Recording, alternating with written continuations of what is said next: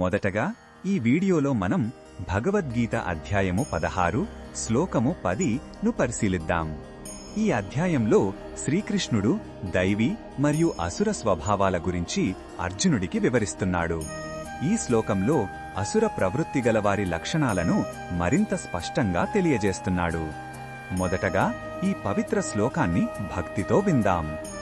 కామామాశ్రిత్య దుష్పూరం దంభమానమాన్వితాః మోహాద్గృహీత్వా సద్గ్రాహాన్ ప్రవర్తంతే శుచివ్రతాః. ఈ శ్లోకం అర్థం ఏమిటంటే, అసుర స్వభావం గలవారు ఎప్పటికీ తీరని కోరికలను ఆశ్రయిస్తారు. వారు దంభం, గర్వం మరియు అహంకారంతో నిండి ఉంటారు.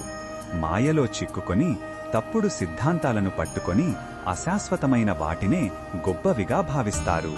ఫలితంగా వారు అపవిత్రమైన పనులు చేస్తూ చెడు మార్గంలో ప్రవర్తిస్తారు. వారి కోరికలకు అంతం ఉండదు, అందుకే వారికి ఎప్పటికీ సంతృప్తి లభించదు. ఈ శ్లోకంలో ఉన్న భావం మనకు ఏమి చెప్తుందంటే, అదుపులేని కోరికలు మనిషిని ఎలా పతనానికి నడిపిస్తాయో ఇది మనకు హెచ్చరిస్తుంది. కోరికలు పెరిగే కొద్దీ దంభం, అహంకారం వంటి దుర్గుణాలు చేరతాయి. మనిషి మాయలో పడి ఏది మంచో ఏది చెడో తెలుసుకోలేక అపవిత్రమైన జీవితాన్ని గడుపుతాడు. ఇది ఒక విషవలయం లాంటిది.